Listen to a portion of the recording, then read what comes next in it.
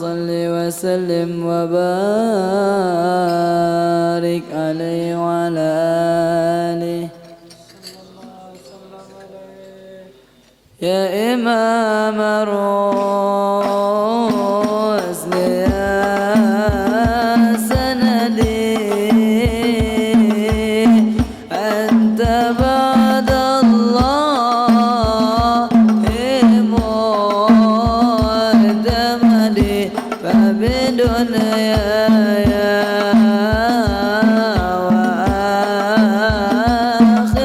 وآخرتي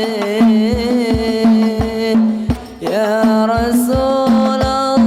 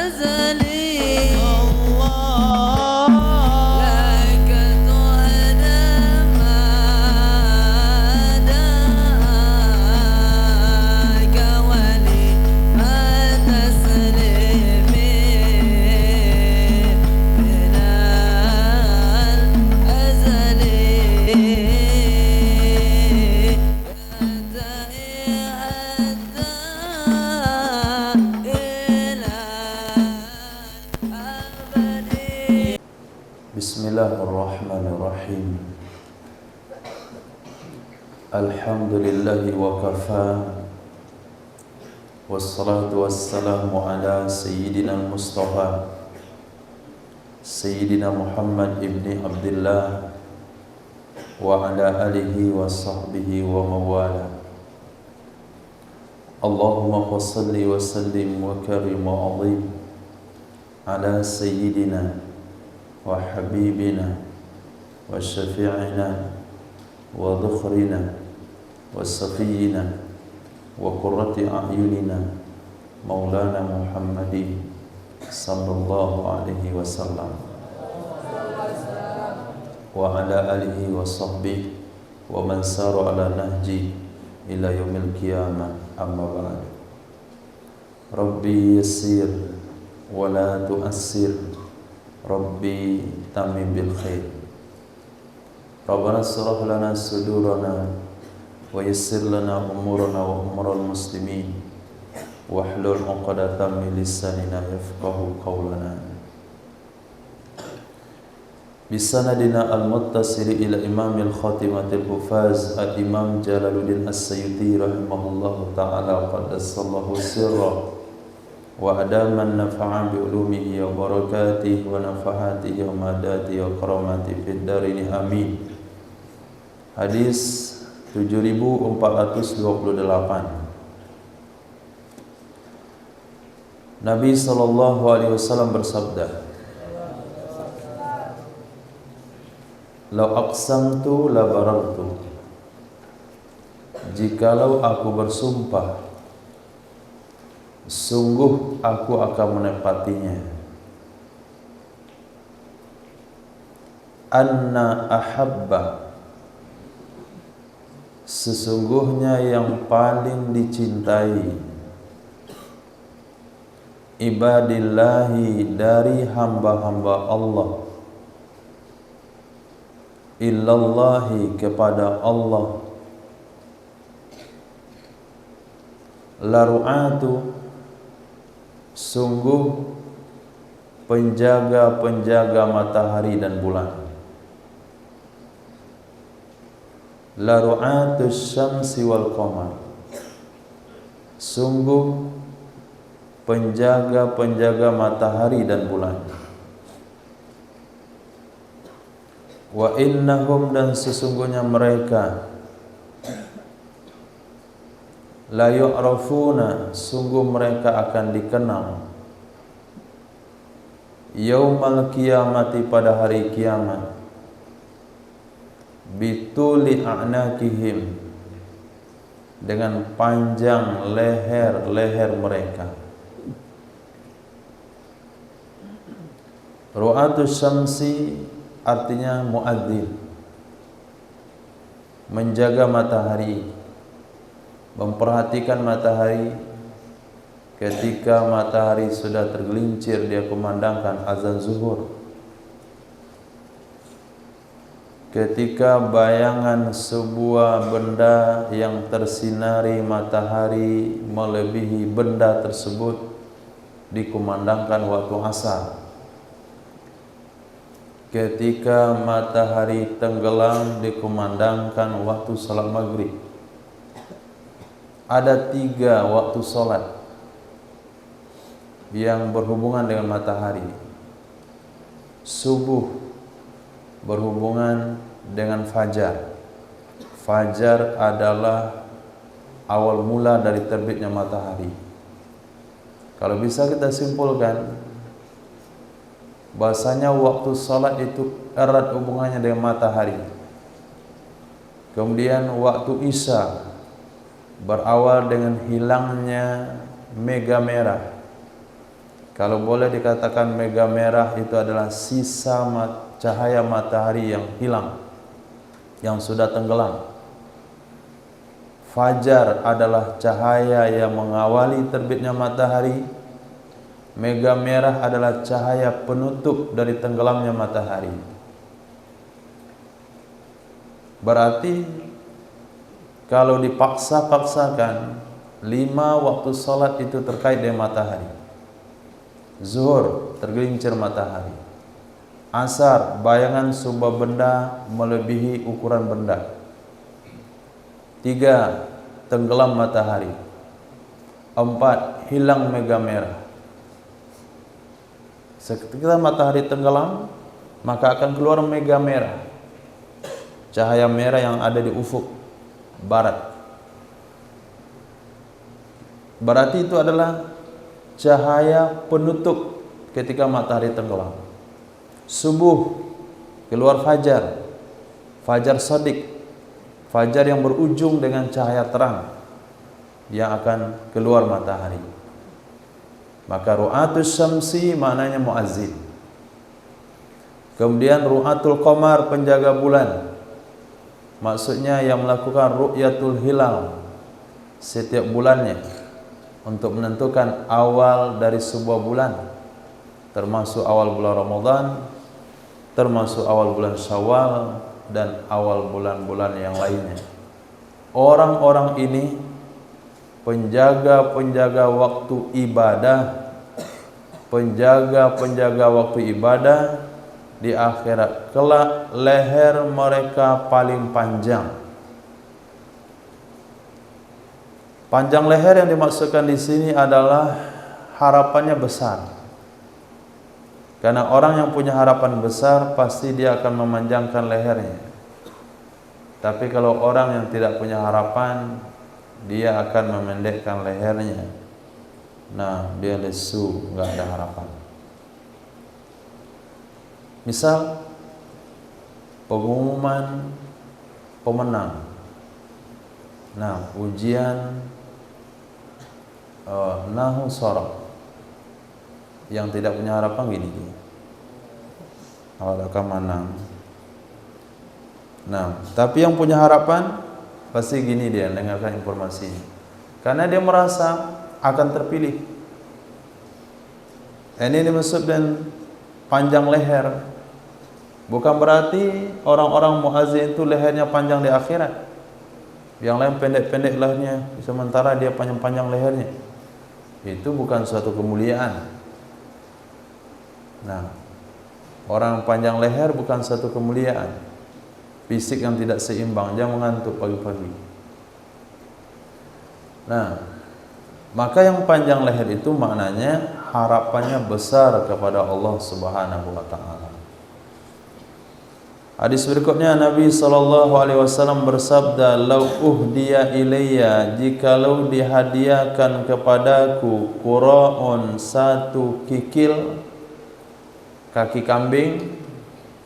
Qura' itu mulai daripada kuku sampai ke lutut, itu qura'. Tapi dari lutut sampai ke paha itu tidak dikatakan qura'. Nah, dari kuku kambing yang di bawah sampai ke lutut kambing itu dikatakan qura'. Kalau kita kuliti nggak ada dagingnya. Satu-satunya cara memakannya hanya dengan dibakar, bersihkan bulu-bulunya, kemudian dikukus. Setelah lunak kulitnya, nah kulit itulah yang bisa dimakan. Orang kita bilang kikil. Lau uhdiya ilayya qura'un, jikalau dihadiahkan kepadaku kikil, laqabiltu, sungguh aku terima. Walau du'itu alaihi, jikalau aku diundang atasnya kikil, diundang untuk memakan jamuan kikil, la ajabtu, sungguh aku akan kabulkan, sungguh akan aku penuhi. Hadis sahih. Ini Nabi SAW mengajarkan pada umat kesederhanaan dan rendah hati, bukan memilih-milih mana undangan yang akan didatangi. Nanti insya Allah fulan akan undang makan siang. Fulan apa paling dihidangkan? Paling maco. paling orek. Oh fulan yang undang, oh kok fulan saya datang, oh, itu makanannya enak-enak. Sedina Rasul sallallahu alaihi wasallam katakan, kalaupun saya diundang hanya untuk jamuan kikil saja, kaki kambing saja, saya akan datang memenuhi undangan tersebut. Berarti mengundang makan ini itu sesuatu yang dibenarkan dan sesuatu yang dibenarkan oleh Nabi sallallahu alaihi wasallam. Kebetulan tradisi kita undangan makan itu terjadi ketika walimatul urus. Itu memang wajib hukumnya untuk dipenuhi. Kadang-kadang undangan makan datangnya ketika walimatus safar, kenduri mau berangkat perjalanan. Kadang-kadang walimatul kudum, kenduri ketika datang dari perjalanan jauh. Kadang-kadang walimatus syukur, naiki rumah baru. Kadang-kadang ketika menuju hari 40 hari. Berarti undangan makan bahagian daripada perkara yang dibenarkan dalam agama. Kalau dibuat waktu gembira boleh, dibuat waktu sedih juga boleh. Maka undangan makan ketika kematian itu tidak bertentangan dengan syariat sebagaimana yang Wahabi katakan. Karena Nabi sabdakan, kalau saya diundang makan kikil saya datang. Dan ini bukan hanya sekedar peribahasa. Ada Sayyidatina Ummu Sulaim mengundang makan Nabi SAW. Itu juga Sayyidina Abu Talha, Ummu Sulaim sama. Sayyidatina Ummu Sulaim mengundang makan Nabi. Kemudian Sayyidina Abu Talha juga bilang sama istrinya, saya lihat Nabi kelaparan, apakah kamu punya makanan? Ada. Utuslah Sayyidina Anas bin Malik membawa makanan ke hadapan Rasul. Rasul undang semuanya, Ahlus Sufa, lebih kurang sampai 70 orang. Sayyidina Anas pulang berlarian ke rumahnya, ketakutan makanan tidak cukup. Kata Sayyidatina Ummu Sulaim, kalau Nabi yang undang, Nabi yang tanggung jawab. Kita kan dah kasih tahu cuma cukup untuk 1-2 orang. Begitu juga seorang sahabat yang minta Nabi sholat di rumahnya, dihidangkan juga makanan. Begitu juga kata sahabat-sahabat muda di zaman Nabi, kami sangat senang di hari Jumat karena setelah sholat Jumat ada seorang nenek-nenek yang memasakkan umbi-umbian untuk kami. Berarti undangan makan itu berlaku di zaman Nabi SAW.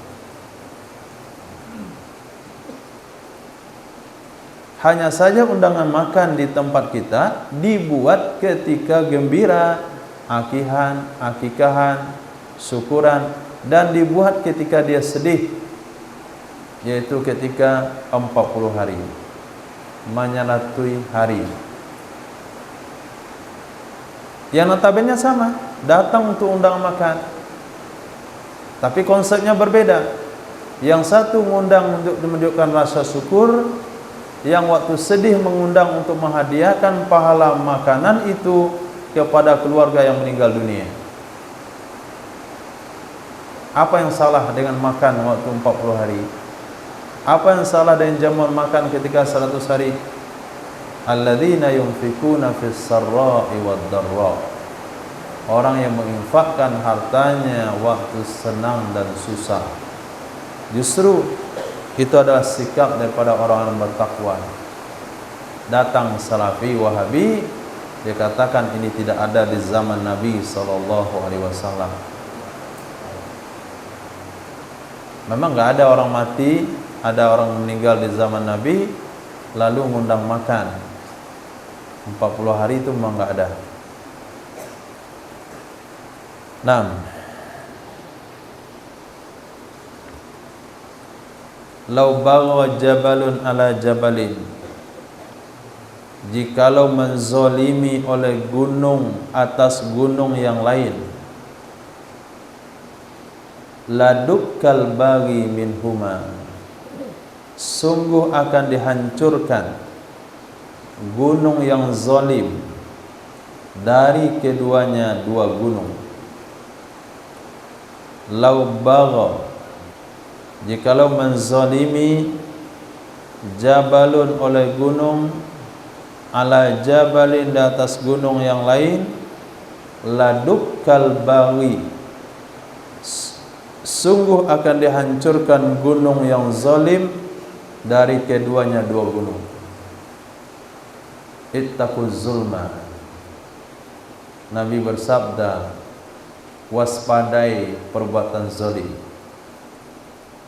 Iddaku da'watal mazlum, takutlah kalian kepada doa orang yang terzalimi. Fa innahu laisa bainahu wa bainallah hijab walau min abadatil awthan, tidak ada hijab antara doa orang zalim dengan Allah walaupun dari penyembah patung, walaupun daripada penyembah berhala. Apa itu zalim?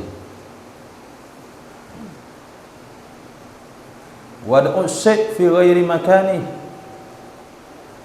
menempatkan sesuatu bukan pada tempatnya, itu zalim. Menempatkan sesuatu bukan pada tempatnya.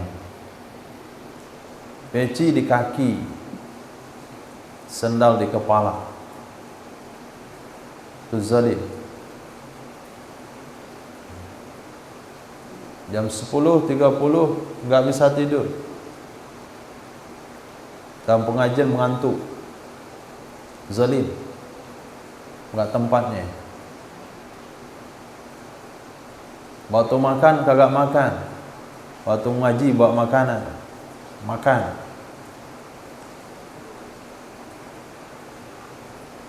Waktu tertawa nggak tertawa, orang nggak tertawa dia tertawa, zalim.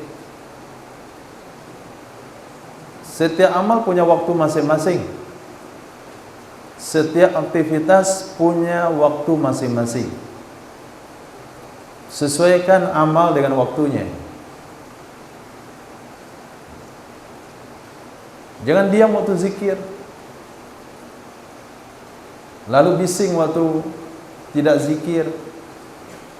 Mulut hanya digunakan untuk berteriak-teriak, untuk ngomong-ngomong, bicara yang enggak penting. Pas penting, diam. Pas waktu mengaji, enggak ada suara. Itu ada di Sufa 2 situ. Itu saking aktif, saking cerdasnya, saking bersemangatnya, berenang dia di lantai.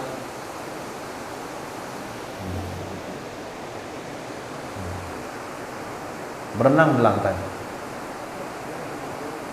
Itu bagaimana gerakannya berenang di lantai. Pandai dia berenang di lantai, nggak ada air sih. Tapi waktu sholat nggak ada gerakan. Zalim. Jadi anggota tubuh itu akan menuntut kepada pemiliknya, kenapa saya hanya kamu gunakan untuk kesenangan kamu saja, tidak kamu gunakan untuk kesenangan sang penciptanya? Kenapa saya hanya kamu manfaatkan untuk tujuan kamu saja? Kalau ada tujuan kamu di sana, kamu maksimalkan, saya kamu pakai. Tapi tujuan Allah pada diri saya tidak kamu tunaikan. Itu namanya zalim.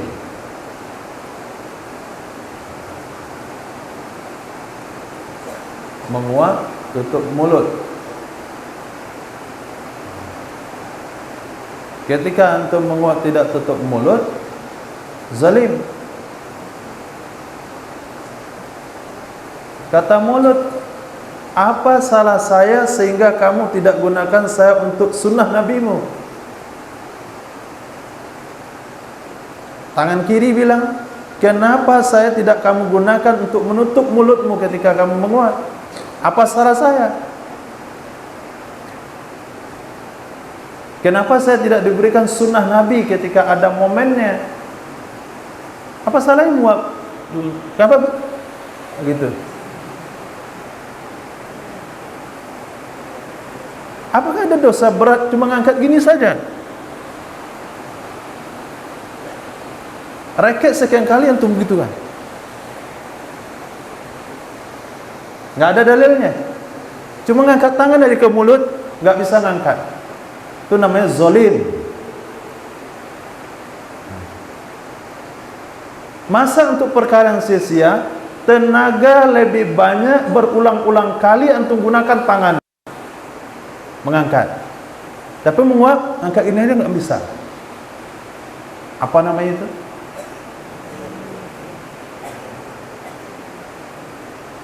Yang bermanfaat nggak mau, yang sesuai dengan sunnah Nabi nggak mau, yang ada anjuran sunnah di sana nggak bisa dikerjain. Tapi ketika perkara-perkara yang mungkin mubah, hanya sekedar permainan, oh itu maksimal, maksimal sekali.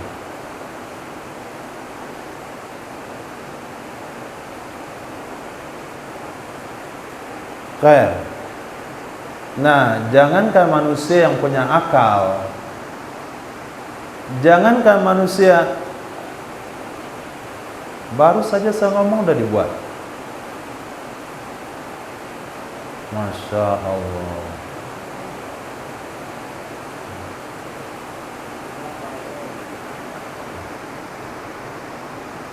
Menguat tutup mulut, menguat tutup mulut. Ozil, menguap tutup mulut.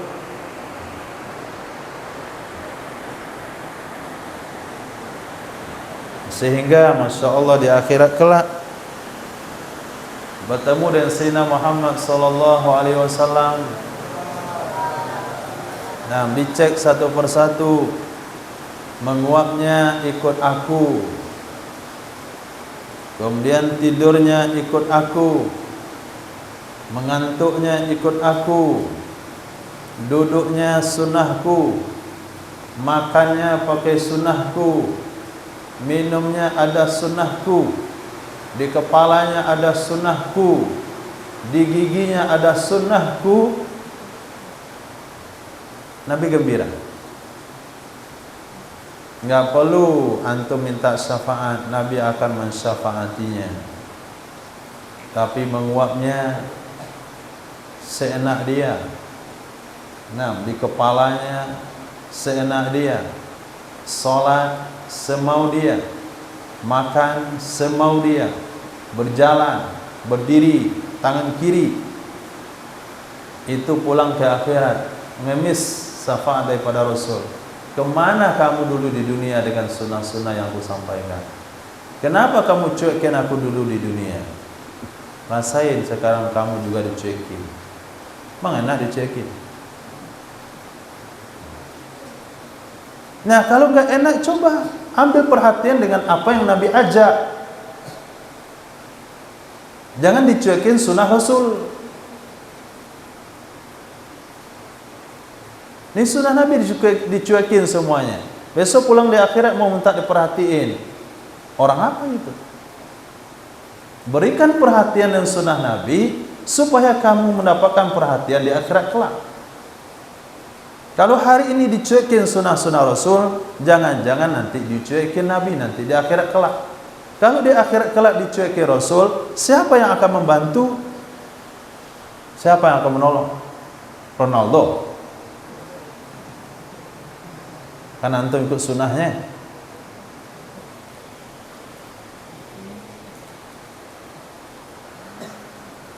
Jangan zalim.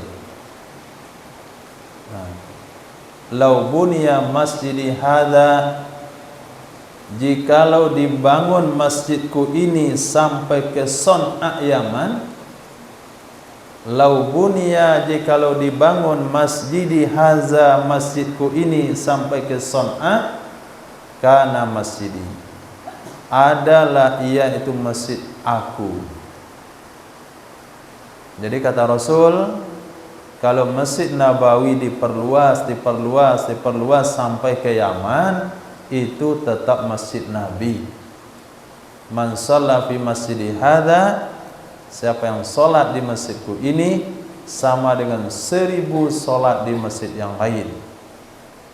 Kalau Allah berikan rezeki kita ziarah ke makam Rasul, ziarah ke Madinah, mau sholat di masjid lama atau masjid tambahan yang baru, pahalanya sama. Yang beda hanya di Raudhah. Nah, yang di lain sama saja. Tapi jangan di halaman, jangan di jalan, di dalam ruangan yang dianggap sebagai Masjid Nabawi. Memang di sebagian hukum fikih, teras itu bahagian dari masjid, tapi untuk ibadah tidak. Untuk larangan iya. Orang berhaid dilarang di teras, tapi orang iktikaf tidak boleh di teras. Lau turika ahadun, jikalau dibiarkan seseorang, la turika ibnul Maq'adain, sungguh akan dibiarkan putra dari 2 orang yang lumpuh. Lau turika ahadun, jikalau dibiarkan seseorang, la turika, sungguh dibiarkan ibnul Maq'adain, 2 orang yang lumpuh. Jadi ada,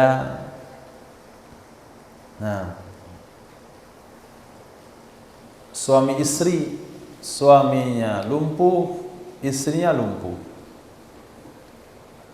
Kemudian dia punya anak laki-laki, tetap mencabut nyawa dari putranya tersebut, sehingga terbiarlah ibu bapaknya dalam keadaan lumpuh masih hidup, anaknya tetap dicabut nyawanya oleh Allah. Jadi kalimat idza jaa ajaluhum la yastakhiruna sa'atan wa la yastaqdimun, apabila ajal mereka tiba tidak boleh ditunda sesaat pun. Kata Nabi, kalau ada istilah penundaan ajal, maka yang paling tepat ditunda ajalnya adalah putra dari 2 orang yang lumpuh tersebut, karena kedua orang tuanya sangat memerlukannya. Itulah takdir. Takdir tidak melihat maslahat. Nah, kata kita, kenapa dia yang meninggal? Dia kan orang baik. Kenapa tidak si fulan saja yang meninggal, yang zolim itu?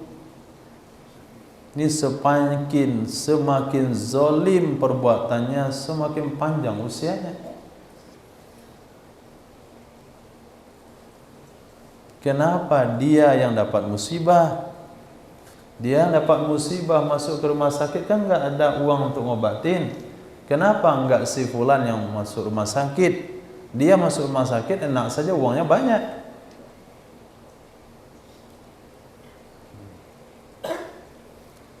Kenapa enggak kita yang dikasihkan kekayaan oleh Allah? Kalau kita dikasihkan kekayaan, sungguh akan membuat kebaikan-kebaikan. Lalu kenapa kepada mereka yang uangnya digunakan untuk bikin tempat-tempat yang tidak dibenarkan oleh Allah? Jangan ada bahasa seperti itu. Nah, takdir sudah digariskan. Nah, sudah digariskan perjalanannya. Kalaulah ada bahasa toleransi dengan takdir, pasti kata Nabi yang paling tepat diberikan keringanan untuk terlambat mati itu adalah putra dari suami istri yang lumpuh, tempat bergantung kedua orang tuanya. Dan Allah dalam waktu yang sama mengingatkan kepada kita bahasanya Allah bisa menjaga mereka, tidak perlu kepada anaknya. Allah yang maha menjaga, Allah yang maha melindungi. Ketika Allah cabut nyawa seorang anak yang mengurus kedua orang tuanya, berarti Allah ingin menunjukkan di sana kekuasaan dan kudrahnya. Saya mengurus makhluk, saya tidak perlu bantuan. Saya mengurus makhluk, saya tidak perlu bantuan. Dan Allah punya cara sendiri untuk memelihara makhluknya. Lau ta'lamul bahaim minal mauti ma ya'lamu banu Adam ma akaltu minha saminan. Jikalau mengetahui, lau ta'lamu, jikalau mengetahui bahaim oleh hewan ternak, bahaim oleh binatang ternak, minal maut dari kematian, ma ya'lamu banu Adam sebagaimana mengetahui oleh manusia, sebagaimana mengetahui oleh manusia, ma akaltum minha, niscaya kalian tidak akan makan darinya hewan ternak akan yang gemuk. Nah, kalian tidak akan makan darinya hewan ternak akan yang gemuk. Gak akan ketemu kambing gemuk, sapi gemuk, ayam gemuk.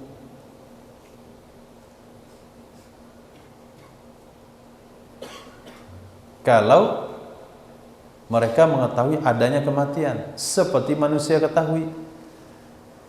Pengetahuan manusia tentang kematian hanya sebatas apa?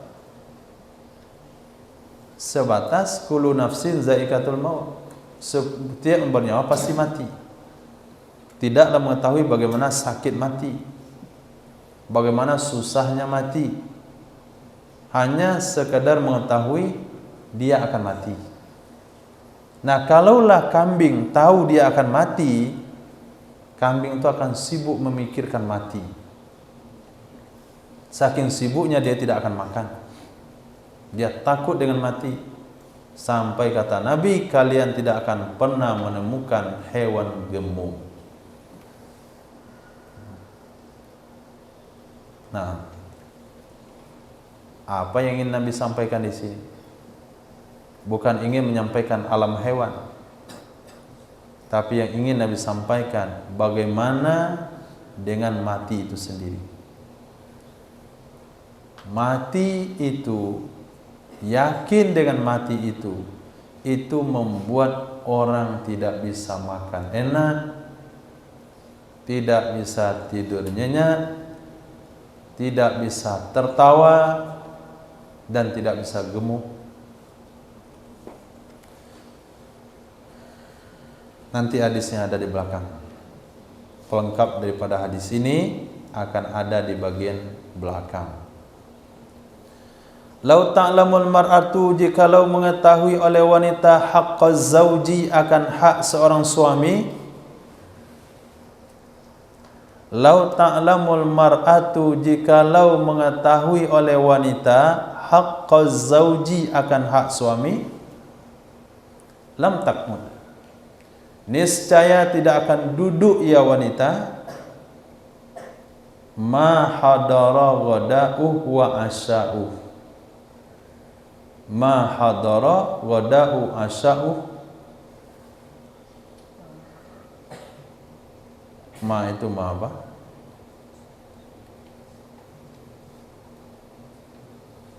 Masdariyah.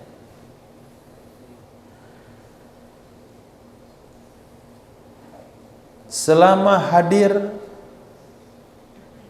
makanan makan paginya suami, wa asya'uh, dan makan malamnya.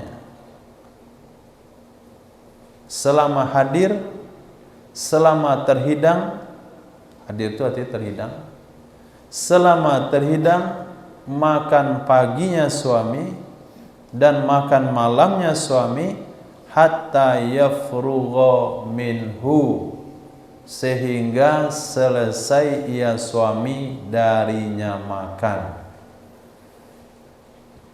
Ini kalau wanita tahu hak suami.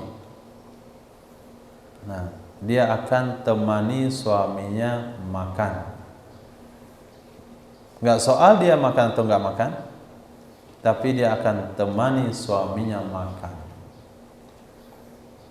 Bukan menghidangkan saja, tapi terhidang dan dia duduk terus, duduk sampai suaminya selesai makan, maka dia akan berdiri.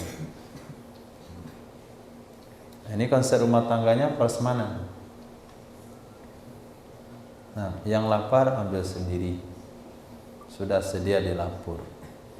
Piring kotor cuci sendiri.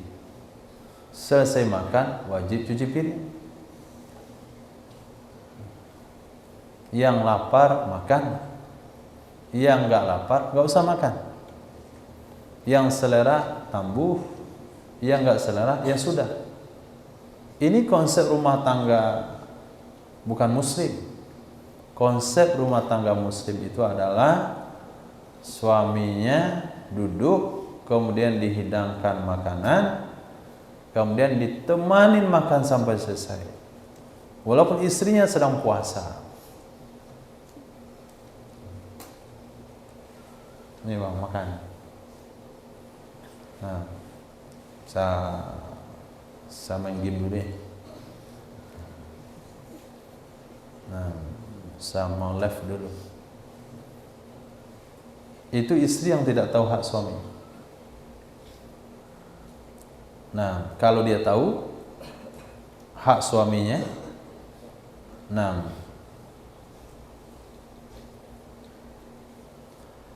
lau ta'lamuna qadra rahmatillah, lau ta'lamuna qadra rahmatillah, jikalau kalian tahu kadar rahmat Allah, betapa besarnya kadar itu, betapa melimpahnya kadar itu, laktakaltum alaiha, sungguh kalian akan bergantung total kepadanya kadar, kepadanya rahmat. Lattakaltum, sungguh kalian bergantung 100%, bergantung total, alaiha, di atasnya rahmat Allah subhanahu wa ta'ala. Kalau tahu, bukan berarti anjurannya di sini bergantung dengan rahmat Allah secara total. Tapi maksud hadis itu adalah bagaimana besarnya rahmat Allah. Kalau manusia tahu bagaimana besarnya rahmat Allah itu sendiri, dia tidak akan buat amal. Dia akan bergantung seutuhnya dengan rahmat Allah. Kata dia, pasti Allah kasihan sama saya. Pasti Allah akan merahmati saya. Walaupun kamu berzina, iya. Walaupun enggak sholat, iya. Kalau dia tahu persis bagaimana rahmat Allah. Tapi kenapa kita beramal? Kenapa kita melaksanakan perintah Allah? Untuk melahirkan husnuzan, untuk melahirkan husnuzan dengan Allah. Karena kalau kita tidak beramal, khawatirnya suuzan. Kalau sudah suuzan, berarti sudah selesai. Ana inda zanni abdi bi. Tapi kalau dia bisa husnuzan dalam keadaan maksiat, ini bukan untuk ditempuh, ini andai. Andai itu enggak ada. Untuk pengandaian yang enggak ada. Kalau ada seseorang yang tetap bergantung dengan rahmat Allah tanpa amal, pasti dia akan dirahmati oleh Allah Subhanahu wa taala. Tapi yang terjadi secara hukum sunnatullahnya adalah orang yang tidak taat biasanya putus asa daripada rahmat Allah Subhanahu wa taala. Ketika dia sakaratul maut, ketika menghadapi alam akhirat, kematian, kubur, dia katakan, apa sih yang bisa saya siapkan? Setan akan membuat dia tobat pada waktu itu. Nah itu pula setan. Waktu orang mau mati disuruh tobat. Kamu mau mati? Memang kamu sholat? Enggak kan? Ingat enggak ancaman dosa sholat? Memang kamu puasa? Memang kamu enggak mencuri? Kamu ingat enggak ada dosa kamu banyak sekali? Yang sekali-kali mengharap-harap nama Allah, memang amal baik apa yang kamu buat? Jadi syaitan itu akan berusaha membuat orang itu putus asa daripada rahmat Allah ketika sakaratul maut. Nah, ketika orang sehat, lain lagi babnya diceritakan. Masih muda, masih banyak waktu untuk tobat. Masih 70 tahun, masih ada tuh ke depannya 3 tahun lagi. Tobat entar. Akhirnya kakek-kakek usia 70 tahun pun tetap terlibat yang maksiat. Nah, itu namanya syaitan. Dia licik. Hadis berikutnya Nabi SAW bersabda, "Lau ta'lamuna ma a'lamu." Ini yang saya katakan hadis pelengkap tadi. Jikalau kalian tahu apa yang aku tahu. Lau ta'lamuna ma a'lamu. Jikalau kalian tahu apa yang aku tahu. Ladahiktum qalila. Sungguh kalian akan tertawa sedikit sekali. Wala bakaitum katsira. Sungguh kalian akan menangis banyak sekali. Katsira qalila. Amsilah mubalaghah. Hadis di bawah sama. Lau ta'lamuna ma a'lamu. Jikalau kalian tahu apa yang aku tahu, la dahiktum qalila, sungguh kalian akan tertawa sedikit sekali. Wala bakaitum katsira, sungguh kalian akan menangis banyak sekali. Walamma saghalakumut ta'am walas syarab, dan tidak akan tertelan, tidak akan lewat, tidak akan tertelan bagi kalian oleh makanan dan tidak juga minuman. Enggak akan bisa lewat nasi ke kerongkongan. Tidak akan bisa meluncur air ke dalam ususnya kalau tahu apa yang diketahui oleh Nabi SAW. Hadis di bawah masih sama. Lau ta'lamu nama a'lamu. Jikalau kalian tahu apa yang aku tahu, la bakaitum katsira, sungguh kalian akan menangis banyak sekali. Wala dahiktum qalila, sungguh kalian akan tertawa sedikit sekali. Dibalik. Wala kharajtum ila su'udat, sungguh kalian akan keluar ke tempat-tempat yang tinggi. Sungguh kalian akan keluar ke tempat-tempat yang tinggi. Taj'aruna ilallah, kalian akan bersandar kepada Allah Subhanahu wa ta'ala. Dia tidak akan mau tinggal di tengah masyarakat. Dia akan pergi ke gunung menyendiri, mengadu kepada Allah, berzikir, beribadah, konsentrasi, tidak mau dengan dunia. La tadrun, kalian tidak tahu, tanjuna aw la tanjun, kalian akan selamat atau tidak akan selamat. La tadruna, kalian tidak tahu, tanjuna, kalian akan selamat nanti di akhirat kelak, aw la tanjun, atau tidak akan selamat. Apakah kita yakin ketika nyawa dicabut bisa mengucapkan kalimat la ilaha illallah? Apakah kita yakin ketika dibaringkan dalam kubur bisa dibentangkan kubur kita seluas mata memandang? Apakah yakin ketika dihadirkan di mahsyar dapat naungan arsy Allah? Apakah kita yakin bisa selamat melewati sirat? Apakah kita yakin ketika diadili di akhirat kelak mana amal baik, amal jeleknya, mana yang paling banyak? Dan terakhir, apakah yakin selamat daripada neraka, masuk dalam surga Allah? Belum cukup, kata Nabi. Lau ta'lamuna ma a'lamu, jikalau kalian tahu apa yang aku tahu, labakaitum katsiran, sungguh kalian akan menangis sering sekali, wala dahiktum qalila, sungguh kalian akan tertawa sedikit sekali. Titik sampai di situ. Nah, apa yang Nabi tahu? Hah? Kalau kalian tahu apa yang saya tahu, apa yang Nabi tahu? Apa? Apa? Apa? Apa yang Nabi tahu? Malah ta'lamun, sesuatu yang kalian nggak tahu. Itu yang Nabi tahu. Jadi nggak bisa dijawab apa yang Nabi tahu. Nah, karena kalau kalian tahu apa yang aku tahu, berarti kalian nggak tahu. Jadi kalau nggak tahu jangan jawab. Apa yang Nabi tahu? Apa yang Nabi tahu? Malah ta'lamun, sesuatu yang kalian nggak tahu. Apa yang kita nggak tahu?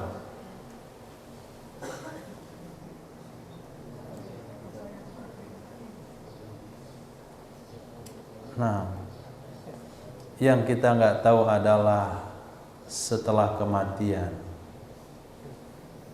Nah, kubur. Kita yang tahu, kita tahu kubur itu cuma sekedar lubang 1x2. Itu cuma pengetahuan kita tentang kubur.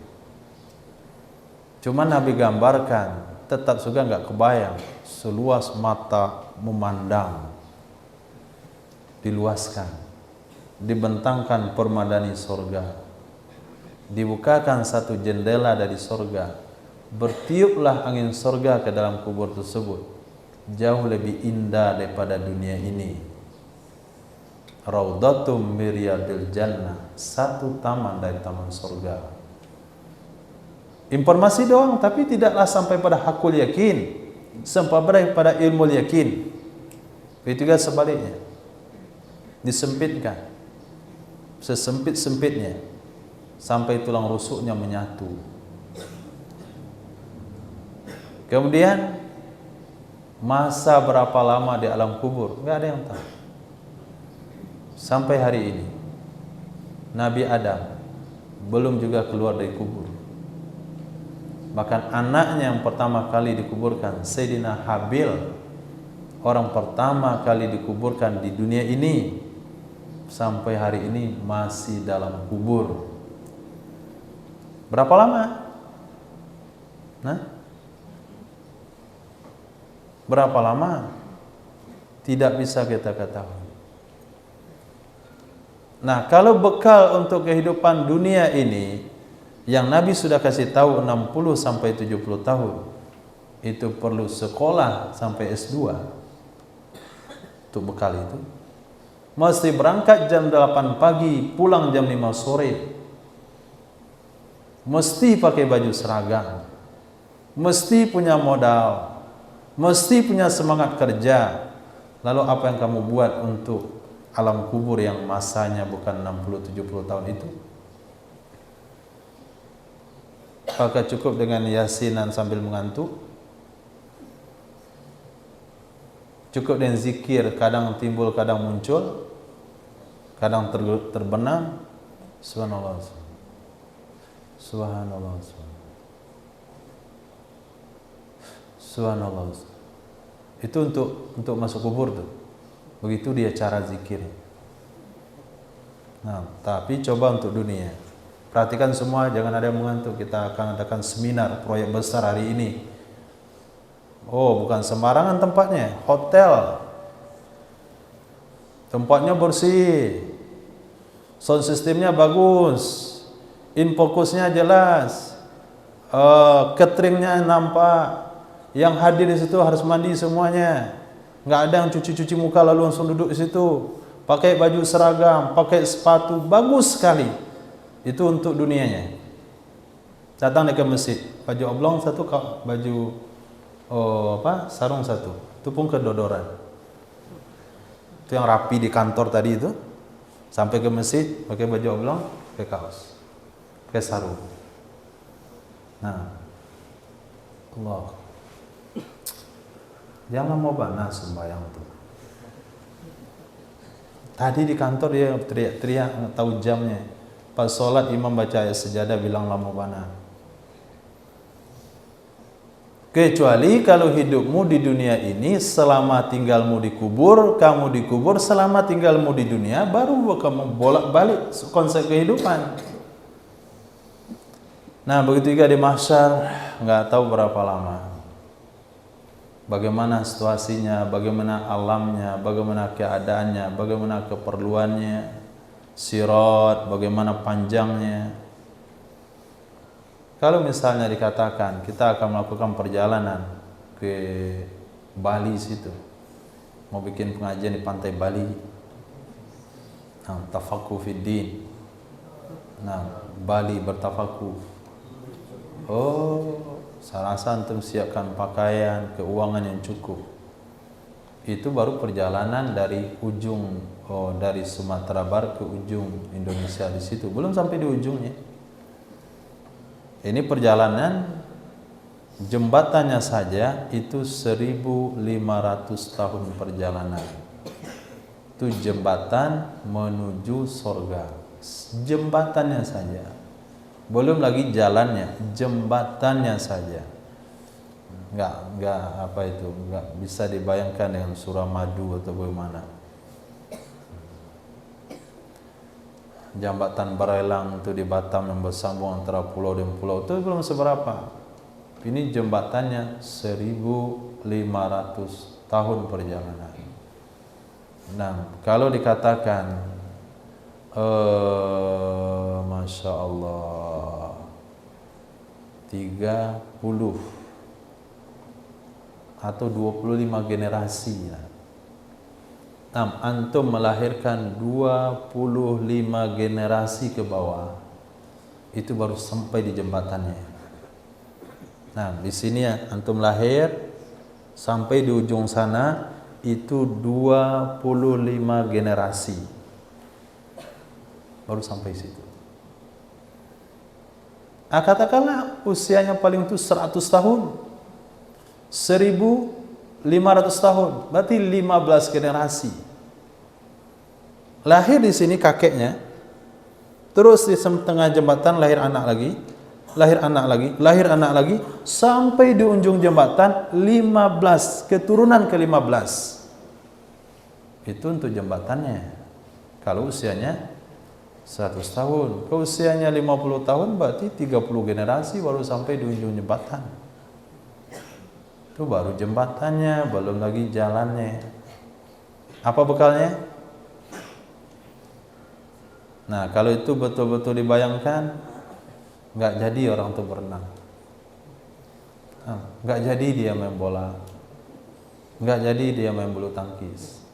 Udah disiapkan raket, masuk lagi, ambil tasbih, subhanallah. Kenapa antum menangis? Dia nggak nggak mau main bulu tangkis. Takutnya saya nanti di akhirat mau jawab apa sama Allah.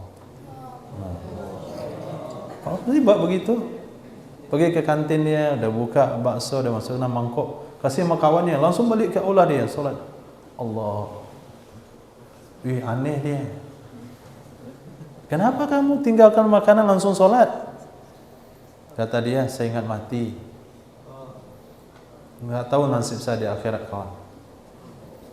Itu bahasanya, makanan tidak akan lewat kalau orang tahu bagaimana mati yang sesungguhnya. Jangankan orang, hewan saja tidak akan punya daging kalau tahu dia mati. Kita yang tertawa-tertawa hari ini karena kayak nggak yakin dia mati.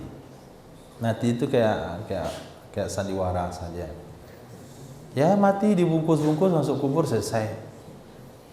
Nah, seperti tidak ada keyakinan di hari berbangkit dan alam yang panjang setelahnya. Itu yang Nabi maksudkan, yang perlu direnungkan. Lau ta'lamuna ma a'lamu labaqaitum katsira wa la dahiktum qalila.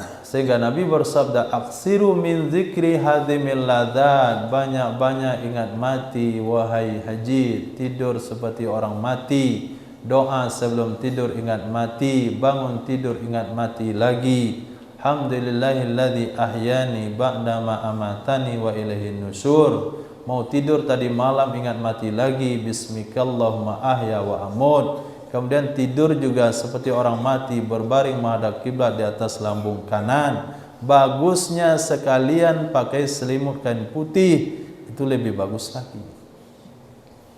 Nah, selimutnya putih. Nah, hidupin nasi selimut putih. Apabila Israel datang memanggil. Sehingga para ulama salafun saleh bukan hanya mereka berbaring, tapi mereka pernah berbaring dalam kubur. Ada banyak tertawa, dia buka lubangnya, dia baring kubur. Zikir itu setengah jam. Tapi jangan ditimbun. Kalau ditimbun jangan-jangan malaikat sebelah dia salah lewat tanya antum. Marobuka.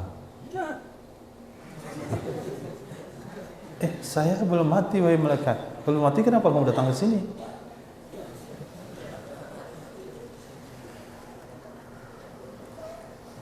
Nabi bersabda, yazharun nifaq, akan nampak kemunafikan. Yazharun nifaq, akan muncul kemunafikan. Orang-orang yang mengatakan beragama, tapi sebetulnya dalam hatinya enggak ada niat untuk mengembangkan agama. Wa tartafi'ul amanah, akan terangkat kepercayaan, akan terangkat amanah kejujuran, sehingga sulit untuk kita cari siapa yang jujur. Wa tuqbadur rahmatu, akan diambil kasih sayang, akan diambil kasih sayang di muka bumi, sehingga orang-orang kaya enggak peduli dengan orang-orang miskin. Orang miskin di masyarakatnya, tetangganya, enggak ada keperluan hidup. Dia cerita mau berangkat umroh. Insyaallah tahun depan saya umroh. Saya bulan depan umroh lagi. Nanti bulan. Sehingga orang buang anaknya dalam tong sampah. Tuqbadur rahmah. Sehingga seorang suami bisa bunuh istri. Nah, istri bunuh suami karena terlibat judi online. Kasih sayang hilang. Anak bunuh bapaknya menyebutkan warisan. Hilang kasih sayang. Saudara putus hubungan saudara yang lain karena duniawi, enggak mau bagi harta pusaka. Tuqbadur rahmah. Wa yuhtamul amin, yuttahamul amin, dicurigai orang-orang jujur. Dicurigai orang-orang jujur. Seenak mulutnya dia katakan pondok pesantren gudang-gudang teroris. Gudang teroris apa? Dia punya sarung doang. Apa yang teroris? Bisa satu, cuma ada kompor yang bisa meledak satu, yang lain enggak ada. Nampan. Yutamul amin wa yutamanu ghairul amin, lalu dipercayai orang yang tidak bisa dipercaya. Yutamanu ghairul amin, dipercayai orang yang tidak terpercaya. Orang terpercaya dicurigai, orang enggak percaya diberikan kepercayaan. Unahu bikumus surkul junun. Kata musanya bukan surfu tapi surku. Nah, diulurkan, ditimpakan kepada mereka surkul junun. Surku artinya timur, junun artinya gila. Maksudnya gila yang muncul dari arah timur. Nah, gila yang muncul dari arah timur. Timur yang dimasukkan di sini adalah ada di dalam tadi. Mana dia?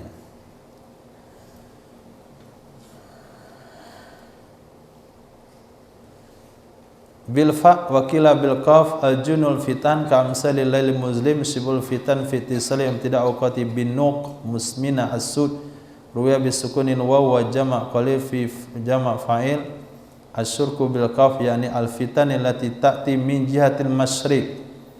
Nah, fitnah yang muncul dari arah timur, timurnya Madinah. Ada yang mengatakan itu Najd. Nah.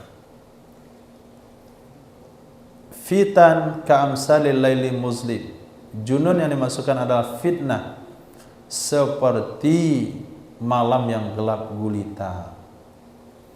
Seperti malam yang gelap gulita. Terakhir, lau ta'lamuna maddukhira lakum,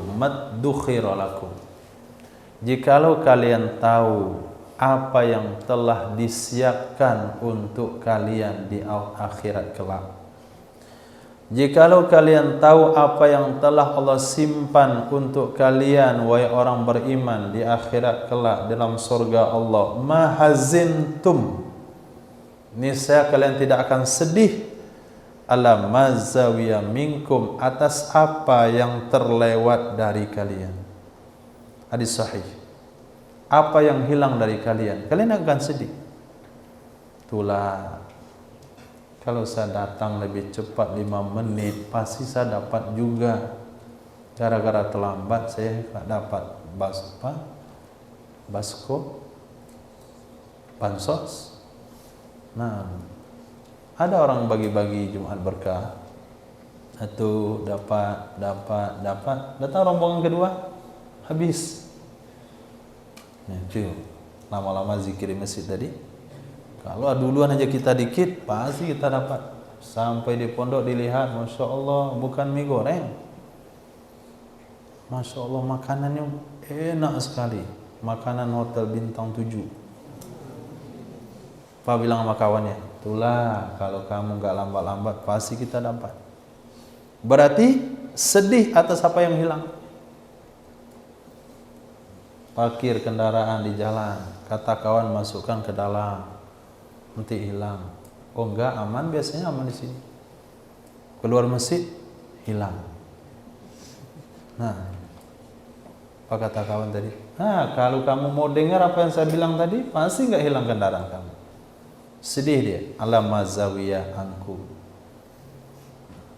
Kenapa kita sedih atas dunia yang hilang dalam kehidupan kita?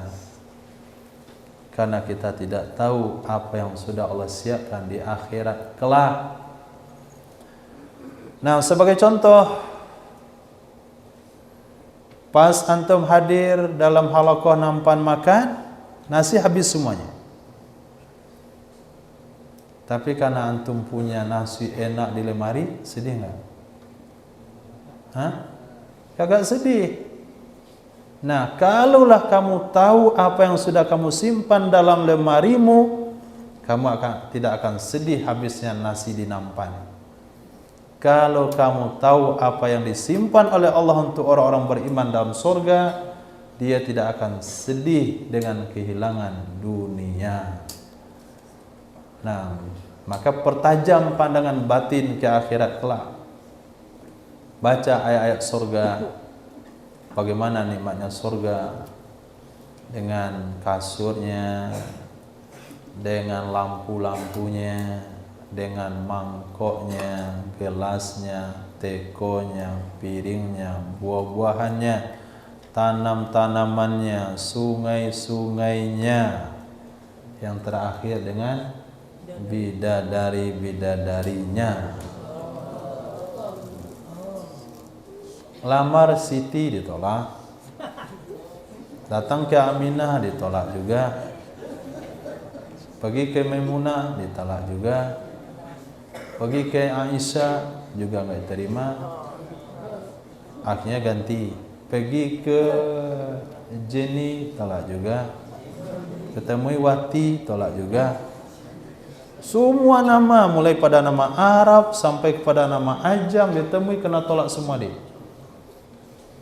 Dia nggak sedih. Nah, karena dia punya bidadari di surga. akhirnya pengen cepat mati aja dia.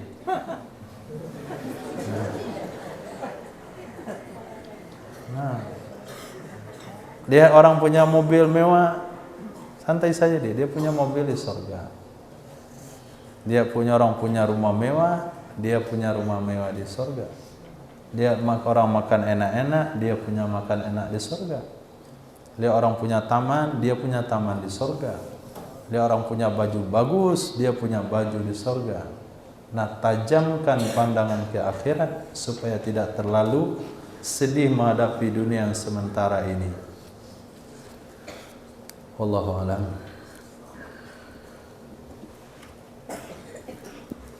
Subhanallah wa bihamdika asyhadu an la ilaha illa anta astaghfiruka wa atubu ilaik. Subhanaka rabbil izzati amma yasifun. Wassalamun ala mursalin. Alhamdulillahirabbil alamin. Duduk.